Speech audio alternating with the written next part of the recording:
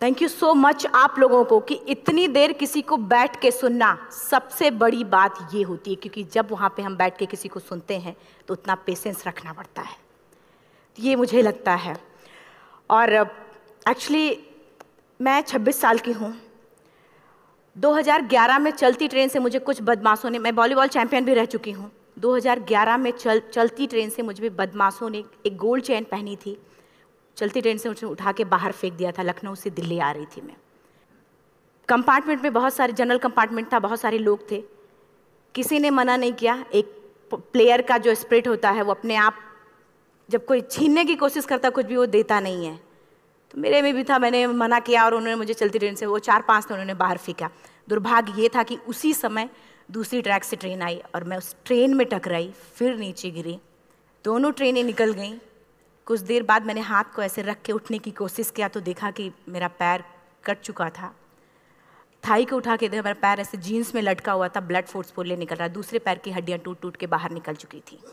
पूरी रात मैं चिल्लाती रही ट्रैक पे, छोटे छोटे पत्थर होते ऐसे चिल्लाती रही कि कोई बचा ले, कोई नहीं आया बचाने। और जब पूरी रात चिल्लाते चिल्लाते इतना कि मुझे दिखाई भी देना बंद हो गया, जब ट्रेन आता था तो वाइब्रेट होता था। इतना ही नहीं, फ्री का इनविटेशन भी लोगों को मिल गया था, कुछ लोगों को। ट्रैक पे आपने ट्रेन की ट्रैक पे छोटे छोटे चूहे देखे होंगे, मेरे कटे हुए पैर पे आग के मेरे पैर कुतर रहे थे। मैं ब्रेन कॉन्शियस मेरा पूरा काम कर रहा था मेरे, लेकिन बॉडी में कोई भी मूवमेंट नहीं था। पूरे पल में वही चीज़ें सोच कि कैसे मैं अपने आप को कैसे बचा पाऊँ। लेकिन करीब पूरी रात ऐसे बीता। सुबह गांव वालों ने मुझे बरेली डिस्ट्रिक्ट हॉस्पिटल यूपी में है, वहाँ पे हुआ था ये। सुबह गांव वालों ने मुझे उठाया, डिस्ट्रिक्ट हॉस्पिटल ले जाके रखा। तो फार्मासिस्ट, डॉक्टर, सीएम, जितने लोग थे आपस में बातें कर रहे, अरे हमारे पास तो एनेस्थीसिया नहीं है, ब्लड नहीं है, इसका इलाज शुरू करें तो हम कैसे करें।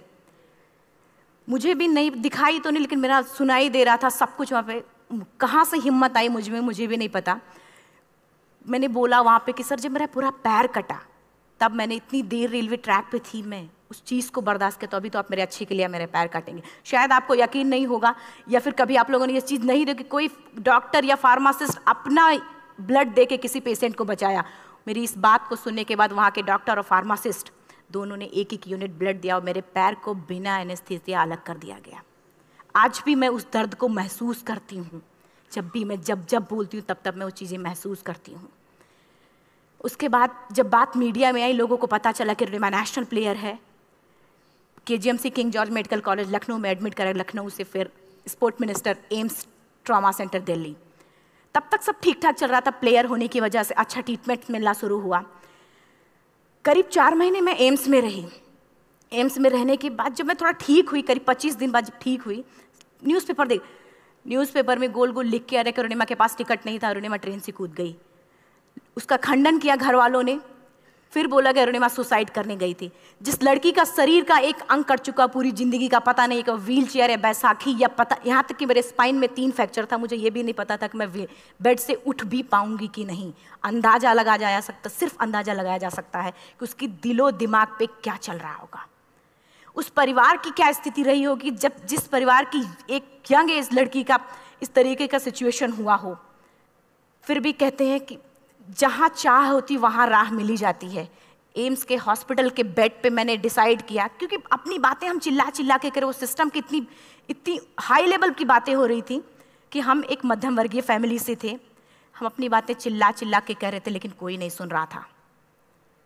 लेकिन कहते हैं मैंने अपने दिल, दिमाग, अंतरात्मा से ये चीज़ सोच लिया कि ठीक है, आज आपका दिन है, जितना चाहो बोल लो, एक दिन तो मेरा दिन आने वाला, मैं प्रूफ कर दूंगी कि मैं क्या हूँ, मैं क्या थी, ये मैं प्रूफ कर दूंगी। हॉस्पिटल के बेड पे डिसाइड किया वॉलीबॉल लाइफ का सबसे टफ गेम करना है, तब मैंने माउंट ट्रेनिंग चुना। जब मैंने माउंटेनिंग कहने और करने में बहुत फ़र्क होता है। जब मैंने माउंटेनिंग की बात सोची और लोगों के सामने, सबसे बड़ी चीज़ थी सही गाइडेंस में ट्रेनिंग लेना, दूसरा स्पॉन्सरशिप। इतना बड़ा एक साथ तो मैंने 40 से 50 लाख मैंने वाकई में कभी नहीं देखे थे पहले। मेरे लिए बहुत बड़ी चीज़ थी वो इकट्ठा कर पाना। जब मैंने लोगों के सामने रखा कि मैं माउंटेनिंग करना चाहती हूँ, एवरेस्ट के लिए मुझे ट्राई करना है, हर किसी ने मुझे बोला कि क्या है, पागल हो चुकी हो क्या, तुम्हारा दिमाग खराब हो चुका, तुम कभी नहीं कर सकती माउंटेनिंग। एक पैर आर्टिफिशियल है, दूसरे में रॉड है, और तुम्हारा दिमाग खराब है, स्पाइन में भी फ्रैक्चर है, तुम पागल होगे, चुपचाप कोई नौकरी करो, जीवन यापन करो। क्योंकि लोगों का सबसे बड़ा प्रॉब्लम ये होता, लोग फिजिकल देखते, पैरों को मेरी अंतरात्मा में क्या चल रहा था वो तो किसी को पता ही नहीं था। मुझे लगता है कि आज यहाँ पे मैं भी सुबह से देख रही हूँ, इतने अच्छी अच्छी चीज़ें मैंने सीखी यहाँ पे, बहुत बड़े बड़े स्पीकर को शायद आप लोगों ने भी सुना। आज मैं भी आपको यहाँ पे कि चाहे जितना मोटिवेट करूँ, चाहे जितना चीज़ें मैं बताऊँ, लेकिन मुझे लगता है सबसे बड़ा मोटिवेटर कौन होता, आप खुद। जिस दिन किसी भी लक्ष्य के प्रति आपकी अंतरात्मा जाग गई, आपको कोई नहीं रोक सकता उस लक्ष्य को पाने में। ये मैं किताब से बातें नहीं बोल रही हूँ, ये मैं एक एक पल मैंने ये मैं कोई भी किताब की बातें नहीं, एक एक पल आज जो मेरा 26 साल का एक्सपीरियंस है वो मैं बता रही हूँ सिर्फ आपको। उसके बाद किसी तरीके से मैनेज किया मैंने। भाई साहब, मेरा परिवार मेरा बैकबोन था। परिवार ने मुझे, भाई साहब ने मुझे कहा कि मैडम बछेंद्री पाल जिन्होंने 1984 में एवरेस्ट समिट किया, उनसे मिलते हैं, वो जरूर कुछ ना कुछ करेंगे।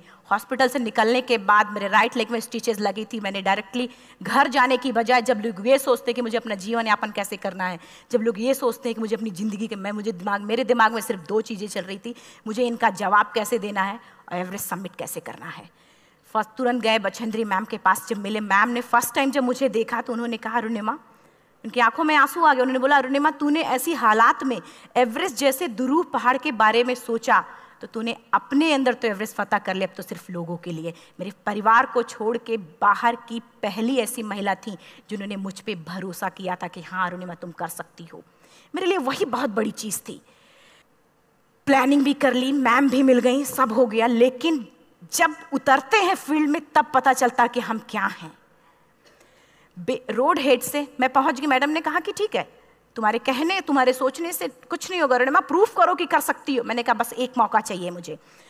वाकई में जब मैं माउंटेन में पहुंची, रोड हेड से बेस कैंप लोगों को 2 मिनट लगता था, मुझे 3-3 घंटे लगते थे, क्योंकि मेरे राइट लेग की हड्डियां भी नहीं जुड़ी थी। लेफ्ट मेरा आर्टिफिशियल लग चुका था, लेकिन स्टंप एकदम रेड, उसका मतलब घाव एकदम नए थे। मैं अगर पैर रखती थी तो मेरे पैर से जोर से अगर दबा देती थी तो पैर से मेरे ब्लड आने लगता था। सारे लोग नॉर्मल थे वहाँ पे। हर कोई ये बोलता कि एक पीक के लिए जाते थे तो हर कोई मुझे ये बोलता कि अरुणिमा, तुम धीरे धीरे आओ। मेरे दिमाग में हर बार यही बात चलती थी कि क्या है, मैंने एवरेस्ट का प्लान किया, मैं इनके बराबर भी नहीं चल पा रही हूँ। खुद से संकल्प लिया कि कोई बात नहीं, एक दिन ऐसा आएगा कि मैं इनसे पहले जाऊँगी। और आपको शायद यकीन ना हो, आने वाले 8 महीने बाद पूरा का पूरा वेट उठा के बेस कैंप से साथ निकलते और टॉप पे पहले पहुंचते। ऐसे करके देखते थे कि अरे ये लोग तो पीछे। खुशी होती थी। उससे भी ज़्यादा मुझे खुशी तब होना शुरू हुआ जब वो सारे लोग आके मुझसे ये पूछते, मैडम खाते क्या हो, बता दो। पैर नहीं है फिर भी कैसे चलते हो। उसके बाद पूरा मुझे स्पॉन्सरशिप मिला। मैं जब एवरेस्ट के लिए गई, मेरे लिए सबसे बड़ा, एवरेस्ट की जर्नी में मेरे सबसे बड़ा चैलेंज यही था कि दूसरे को समझा पाना। मैं नहीं समझा पाती कि भाई मैं कर सकती हूँ। जब मैं एवरेस्ट के लिए गई, शेरपा होता, शेरपा को जब ये बात पता चला कि मेरा प्रोस्थेटिक लेग है, आर्टिफिशियल लेग है, दूसरे में रॉड, बोला नहीं ले जा सकता, इसकी वजह से तो मेरी भी जान जाएगी। मैडम ने, हमने सबने कन्विंस किया किसी तरीके से। मन वाकई में जो टीवी में हम और उसमें फोटोज़ में देखते हैं, ब्लू और ग्रीन आइस, हिला देने वाला होता। जितना सुंदर दिखता उतना ही हिला देने वाला होता। जब मैं हमारे ग्रुप में 6 लोग थे, रॉकी एरिया तक मैं सबसे पहले थी, लेकिन जैसे ही मैं ग्रीन और ब्लू आइस में गई, मेरा आर्टिफिशियल लेग स्लिप कर जाता था। फ्रंट पॉइंटिंग से, जब मैं फ्रंट क्रैम्पोन से फ्रंट पॉइंटिंग मारती थी, लेफ्ट से पेन होता था तब भी करते, लेकिन आर्टिफिशियल जैसे फ्रंट पॉइंटिंग मूव हो जाता, मेरा पैर ही मूव हो जाता था। शेरपा मुझे बोला नहीं हो सकता अरुणिमा, जबरदस्ती मत करो। मैंने कहा कुछ नहीं, ये मेरा पैर है, मैं जानती हूँ कैसे चलेगा। फाइनली 1, 2 बार, 3 बार करने, 4 बार, 5 बार होल हो जाता था। आइस थोड़ा टूट के निकलता था तो मैं वहाँ पैर रख के जाती थी। कैंप 3 तक ठीक था, प्रॉपर एक्लेमेटाइज किया अपने आप। कैंप 3 तक जनरली गए। बात जब कैंप 3 के ऊपर की होती है, साउथ कोल समिट, अच्छे माउंटेनियर, अच्छे दिलेर के हौसले धरे के धरे तब रह जाते हैं जब अपनी आंखों के सामने किसी को मरता देखता है और दिमाग में बात, जब जिसको डिसीजन मेकिंग, और जब दिमाग में बातें जब ये आने लगती हैं कि अरे जिस चीज़ के लिए हम जा रहे हैं उसी चीज़ के लिए आदमी मर रहा है, इसी चीज़ के लोग लिए मर चुके हैं। रात में क्लाइंबिंग, ज़्यादा से ज़्यादा माउंटेनिंग रात में की जाती है क्योंकि वेदर शांत होता है। जब मैं रात में निकली साउथ कोल से, कैंप 4 से, मेरी हेडलाइट जिधर ही हेडलाइट जा रही थी उधर ही डेड बॉडीज़ मुझे नज़र आ रही थी। मेरे रोंगटे खड़े हो रहे थे, मुझे समझ में नहीं आ रहा था कि मैं करूं तो क्या करूं। इतना ही नहीं, मैं जिस रोप में थी उसी रोप में जब मैं आगे जा रही हूं और एक बांग्लादेशी, उनका हाथ हल्का हल्का ऐसे हिल रहा, मुंह से आवाज़ आ रही थी। मैं एक्सप्लेन नहीं कर सकती मुझे कितना डर लग रहा था। बार बार ये बार बार मन में आती, इसका ऑक्सीजन खत्म हुआ है, ये मर चुका है लास्ट सिचुएशन में, और हम कुछ नहीं कर पा रहे हैं, क्या करें। उसके बाद मैंने 10 से 15 मिनट सिर्फ मैं वहाँ खड़ी रही। मैंने सिर्फ इतना बोला कि अगर आप सभी में से सभी ने एवरेस्ट सबमिट कर लिया तब तो ठीक है, अगर नहीं सबमिट किया है मैं सबके लिए एवरेस्ट सबमिट करूँगी और जिंदा वापस जाऊँगी। क्योंकि जैसा हम सोचते हैं हमारी बॉडी उसी तरीके से जनरेट करना शुरू करती है। मैंने डेड बॉडी, क्योंकि जा ही नहीं सकते थे किनारे से, उसी रोप में वो एंकर है, डेड बॉडी को लांगी और लांग के जाना शुरू किया। हिलेरी स्टेप साउथ समिट के करीब जब मैं खुद पहुंची, मेरे शेरपा ने एक जोर से झटका मुझे दिया कि अरुणिमा वापस चलो, तुम्हारा ऑक्सीजन खत्म हो रहा है। हिलेरी स्टेप के बाद एवरेस्ट समिट है, थोड़ा चलने के बाद एवरेस्ट समिट है। अगर कोई आपसे ये बोले, आप अपने टारगेट के इतने करीब हो, अगर कोई आपसे ये बोले कि अरुणिमा वापस चलो, कैसा लगता है? मैंने भी यही बोला, सर क्या बोल रहे हो आप, मैं नहीं जाऊंगी वापस। बोला अरुणिमा जिंदगी रही, दोबारा ट्राई करना और एवरेस्ट समिट हो जाएगा दोबारा तुम्हारा। मैंने कहा नहीं, ये आप जिंदगी में गोल्ड चांस बार बार नहीं आते, लाइफ में कभी कभी आता है, ये आपके ऊपर आता, आप उसको पकड़ के रखते हो या फिर छोड़ देते हो। मैं अपना गोल्ड चांस कभी नहीं, क्योंकि मैं जान रही थी मुझे स्पॉन्सरशिप बहुत मुश्किल से मिला, एक बार अगर मैं छोड़ देती दोबारा मुझे कभी नहीं मिलता। मैं बहुत अच्छी तरीके से जानती थी। मेरा फाइनली मुझे बछेंद्री मैम ने भी एक बार बात समझाई थी, मेरी माँ ने मुझे एक बात बताया था कि लाइफ में कभी कभी सिचुएशन ऐसी आती है जब सिर्फ आप अकेले होते हो, डिसीजन सिर्फ आपको लेना होता है। जहाँ पे भी होना, खड़े होकर हल्का सा पीछे मुड़कर देखना और ये सोचना कि आप एक एक कदम चल के यहाँ तक पहुँचे हो, सिर्फ अपना एक कदम आगे बढ़ाना, तुम देखना कुछ देर बाद तुम टॉप पे होगी। मेरे दिमाग में उनकी बातें वीडियो की तरह चल रही थी और सिर्फ एवरेस्ट का टॉप चल रहा था। मैंने शेरपा को पहले कन्विंस करने की कोशिश की कि भाई चल, कुछ नहीं होगा भाई चल। फाइनली जब वो नहीं माना, मैंने एक कदम आगे बढ़ाया, डिसीजन लिया कि नहीं, जाना ही जाना है। आगे बढ़े, करीब 1 से 1.5 घंटे बाद मैं टॉप पे थी। और इतना ही नहीं, आज भी मैं जितनी बार बोलती हूँ उतनी बार मैं महसूस करती हूँ, मेरे रोंगटे खड़े हो जाते हैं, मेरा दोनों हाथ ऊपर करके जोर जोर चिल्लाने का मन कर रहा, कितनी जोर से चिल्लाऊं कि सबको बता दूं कि आज मैं टॉप ऑफ द वर्ल्ड पे हूं। उन लोगों को बता दूं जो लोग ये सोचते हैं, लड़की, दूसरे विकलांग, तीसरे मिडिल क्लास में, जो लोग एक बार हार के फिर दोबारा लड़ना नहीं चाहते, जो लोग हारने के बाद सोचते हैं कि हम दोबारा कुछ कर नहीं सकते, उन लोगों को मैं चिल्ला चिल्ला के टॉप से बताना चाहती थी कि नहीं, आप सब कुछ कर सकते हो। सिर्फ एक सोच की विकलांगता, हैंडीकैप आदमी यहाँ से होता है, यहाँ से नहीं। अगर यहाँ से जो आदमी विकलांग है तो नॉर्मल आदमी भी विकलांग है, जो अगर यहाँ से विकलांग है। चिल्ला चिल्ला के मैं बताना चाहती थी। मैंने शेरपा से कहा कि आप एक फोटो खींच लो, क्योंकि सारे लोग फोटो, अपना नेशनल फ्लैग का जो वैल्यू होती है ना, वो जो हम कहीं बाहर होते हैं तो पता चलता है। मुझे भी बहुत खुशी हो रही थी, फ्लैग को हग किया और बोला फोटो खींचो। बोला पागल हो गई है, तेरा ऑक्सीजन कभी भी खत्म हो जाएगा, नीचे चल। नहीं, फोटो खींच लूं। फोटो खींचा उसने। वो तो अगली बार इतना तेज गुस्सा हुआ, मैंने उसको बोला कि भाई वीडियो भी बना ले। 8848 की हाइट पे ऑक्सीजन खत्म हो रहा है, आज हम भी हंस रहे हैं आप लोगों के साथ क्योंकि यहाँ पूरा ऑक्सीजन है। और 8848 की हाइट पे जब मुझे शेरपा, कोई भी शेरपा को बोलेगा भाई वीडियो बना, तो परेशान हो जाएगा, पागल हो चुकी, कि तुम मर जाए, यहाँ मैं जा रहा हूँ नीचे। मैंने कहा नहीं, कुछ नहीं होगा, आप बनाओ वीडियो। किसी तरीके से मैं 4-5 पेयर बैटरी रख के लेके गई कि डिस्पोजल कैमरा, एक अलग कैमरा, कि मतलब एक नहीं काम करेगा तो दूसरा करेगा, प्रॉपर प्लानिंग से। शायद आप लोग भी सोचो कि वाकई में लड़की को इतना बड़ा रिस्क लेने की क्या जरूरत थी, कि जिंदगी कभी भी जा सकती थी इसकी। लेकिन मैंने वो रिस्क लिया क्यों? क्योंकि मैं चाहती थी, कहीं ना कहीं से मेरे भी दिमाग में ये बात आ चुका था कि मैं जिंदा वापस ना जाऊं। मैं चाहती थी कि अगर मैं जिंदा ना जाऊं तो ये वीडियो मेरे इंडिया शेरपा से मैंने यही बात बोली, ये वीडियो अगर मैं जिंदा नहीं जाती हूँ, ये वीडियो मेरे इंडिया पहुँचा देना, मेरे यूथ तक चला जाएगा। क्योंकि मैं चाहती थी कि 11 अप्रैल 2011 को मेरा एक्सीडेंट हुआ, 21 मई 2013 10:55 पे मैं टॉप ऑफ द वर्ल्ड पे थी। ऑलमोस्ट 1 से 2 साल के अंदर कैसे यहाँ से मैंने ये चीज़, मैंने कभी भी कामयाब होने के, मेरी वो जिंदगी बन चुकी थी, मेरा जुनून बन चुका था, मेरा पैशन मेरा जिद बन चुका था। वो मेरा सोते उठते बैठते सिर्फ मुझे एवरेस्ट दिखाई जाए। और मुझे लगता है किसी को भी अगर अपना लक्ष्य पाना है, यहाँ से अगर वो पागलपन जब तक नहीं आएगा तब तक नहीं होगा। वो फाइनली उसने वीडियो बनाया। आप बोल रहे फटाफट अरुणिमा नीचे भागो। जब मैं टॉप पे थी तो कुछ लोग और भी थे, लेकिन 10:55 पे मैंने एवरेस्ट समिट, 11 बजे के बाद अगर कोई अटैम्प्ट करने की कोशिश करता है उसको सुसाइड अटैम्प्ट बोलते हैं। जैसे ही मैं नीचे चलना शुरू की, मैंने कहा भाई हाँ चल नीचे चलते हैं। ज़्यादा से ज़्यादा मौतें नीचे आते वक्त होती हैं एवरेस्ट पे। जब मैं नीचे आ रही हूँ, थोड़ा दूर ही मैं नीचे चली थी, मेरा ऑक्सीजन पूरी तरीके से ख़त्म। सिर्फ अंदाज़ा लगाया सकता कि जब ऑक्सीजन खत्म हुआ क्या परिस्थिति रही होगी। मैं ऐसे नीचे गिर गई और शेरपा मुझे बोल रहा कि अरुणिमा मुझे यकीन नहीं था कि तू एवरेस्ट समिट कर पाएगी, लेकिन फिर भी तूने किया। मैं चाहता हूँ कि अरुणिमा जिंदा चल, तू वापस उठ, खड़ी हो। मुझे खड़ा करने की वो कोशिश कर रहा था बार बार, मैं खड़ी नहीं हो पा रही थी, वाकई में दम ही नहीं था। लेकिन फिर भी कहते हैं कि जैसे हमारे नियम होते हैं वैसे ऊपर वाले के भी नियम हैं। उसकी लिस्ट में जब मेरा नाम नहीं है तो वो मुझे नहीं ले जा सकता।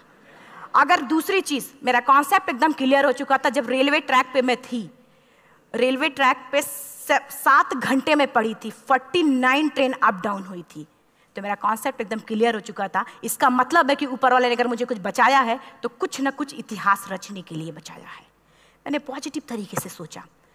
और उसी समय एक ब्रिटिश क्लाइंबर नीचे से ऊपर आ रहा था और उसके पास 2 ऑक्सीजन, तो उसने एक को वहीं फेंका और दूसरे को लेके नीचे जाना शुरू किया क्योंकि वेदर ख़राब था। मेरा शेरपा मुझे एंकर किया और जाने लगा नीचे, और वो फटाफट उसको लेके आए, मुझे लगाया। उसने बोला अरुणिमा तू बहुत लकी है कि तुझे यहाँ पे ऑक्सीजन मिला है, वाकई में ऊपर वाला भी चाहता है कि तू जिंदा रहे। वो मुझे बार बार लकी लकी बोल रहा था। शायद आप लोग में से भी कोई होगा कि जो लक और भाग्य जैसी चीज़ों पे भी यकीन करता हो, या पता नहीं भी। मैं किसी की भावनाओं को ठेस नहीं पहुंचाना चाहती, लेकिन मैं इन किसी भी चीज़ों पे भरोसा नहीं करती, क्योंकि मेरा मानना है कि लक भी उसी का साथ देता है जिसके अंदर जीतने का जज्बा है। अगर आपके अंदर जीतने का जज्बा नहीं है, चारों तरफ सिर्फ बहाने होते हैं, सिर्फ बहाने, इतना सारा एक्सक्यूज होता है। शायद मैं भी अगर वापस आ गई होती तो मैं बोल देती मेरा ऑक्सीजन खत्म है, कोई मुझसे पूछने ना बचेंद्री मन, ना मेरा परिवार, कोई भी मुझसे पूछने नहीं आता। लेकिन क्या कभी मैं अपने आप को समझा पाती? कभी नहीं। फाइनली जो भी था, लक भाग्य किस्मत में नीचे आ रही थी, बहुत खुश थी। माउंटेन, डेड बॉडीज, मेरा शेरपा, ये लोग थे। मैं किसी से शेयर भी नहीं कर पा रही थी कि अरे मैंने एवरेस्ट समिट किया, किसी से शेयर भी नहीं कर पा रहे थे। फटाफट मैंने नीचे हील मार के, हमारे से हील मार के नीचे आ रहे थे। एकाएक मेरा प्रोस्थेटिक लेग, पूरा का पूरा लेग ही निकल गया। -60 डिग्री तक टेम्परेचर डाउन हो जाता है एवरेस्ट पे। मेरा हाथ वगैरह ये सब ऐसे मूवमेंट, ऐसे मुड़ नहीं रहा था, ब्लड निकलने लगा था, ये सब यहाँ तक। मुझे शेरपा से मैं बोल रही हूँ कि ऑलरेडी मेरा पैर कटा हुआ है, अगर दिमाग में ये बात है कि मेरा हाथ भी काटना पड़ेगा, कैसा लगेगा मेरा दिमाग। क्योंकि ये ऐसा मूवमेंट, रेड 3 स्टेज होती हैं, रेड मेरा हो चुका था, रेड, ब्लैक, ब्लू, ब्लैक हो तो काटना पड़ेगा। तो बार बार मैं बोल रही हूँ शेरपा से कि भाई हाथ मेरा कुछ हो रहा है, इसमें मूवमेंट नहीं हो रहा है, यहाँ सबसे ब्लड हो रहा। बोला अरुणिमा कुछ नहीं, जितना नीचे जाएंगे उतना अच्छा होगा। प्रोस्थेटिक लेग मेरा निकल चुका है, मैं रुकी हूँ, मेरा ऑक्सीजन चल रहा, बड़े मुश्किल से लक भाग्य किस्मत जो भी था मुझे मिला था। शेरपा मेरे आगे है, लास्ट मोमेंट तक वो मुझे बोलेगा, अगर वो मैं नहीं चलती वो मुझे छोड़ के चला जाए। गलती उसकी भी नहीं होती, क्योंकि वो क्या करे, क्लाइंबर की वजह से या तो अपनी जान वो भी दी, गलती उसकी भी नहीं है। लास्ट में मेरी आंखों से आंसू निकलने लगा। मैंने सोचा क्या करूँ अब, रोने अपने आप आंसू ने कहीं ना कहीं से आ ही जाता है। दूसरे पल मुझे समझ में आ गया कि रोने धोने से कुछ नहीं होगा। मैंने आंसू को पोंछा और रोप, जो मेरी रोप थी, रोप को पकड़ा, दूसरे हाथ से आर्टिफिशियल लेग को, पैर को घसीट के चलना शुरू हो गया, क्योंकि मेरे पास यही था। ये तो दूसरा था, गिव अप कर दो ही चीज़ थी। पैर को घसीट चलना शुरू हुआ। कुछ दूर नीचे चलने के आने के बाद रॉक था, उसमें घुसे, पैर को खोला, सही किया, फिर नीचे चलना। Camp 4 to summit to camp 4 3500 feet है, और इसमें टोटल जनरली लोग 16 से 17 घंटे में समिट कर लेते हैं। मुझे टोटल 28 घंटे लगे थे। हर माउंटेनियर, चाहे बाहर का या फिर इंडिया का, हर किसी ने ये मान लिया था कि अरुणिमा जिंदा वापस नहीं आएंगी। हर किसी ने ये चीज़ मान लिया था। लेकिन मुझे लगता, जब मैं वापस साउथ कोल पहुंची, जब मैं टेंट का जिप खोला, मैंने हर किसी ने कहा कि अरे तू यहाँ है, हम तो सब सोच लिए थे तू चली गई। हर किसी ने ये बोला था। फिर सब खुशी मना रहे थे हम सब। देखिए, ये सब बताने का मेरा सिर्फ एक मकसद था कि सब कुछ हम में है, हम जैसा चाहें वैसा कर सकते हैं। ऑलरेडी टाइम हो चुका है। मैं एक 4 लाइन की पंक्ति सिर्फ बोलूँगी। मैं एक्चुअली, मेरा एम है कि मैं वर्ल्ड के जो कॉन्टिनेंट हैं, कॉन्टिनेंट के हाईएस्ट पीक समिट करूं। एशिया का एवरेस्ट हो चुका है, अफ्रीका किलिमंजारो हो चुका है, यूरोप का एल्ब्रूस हो चुका है। 23 नवंबर को मैं जा रही हूँ ऑस्ट्रेलिया हाईएस्ट पीक के लिए। बस आप लोगों की गुड विशेस चाहिए। और 4 लाइन, अभी तो इस बाज की असली उड़ान बाकी है, अभी तो इस बाज की असली उड़ान बाकी है, अभी तो इस परिंदे का इम्तहान बाकी है, अभी अभी मैंने लांघा है समुद्रों को, अभी तो पूरा आसमान बाकी है। Thank you so much, thank you.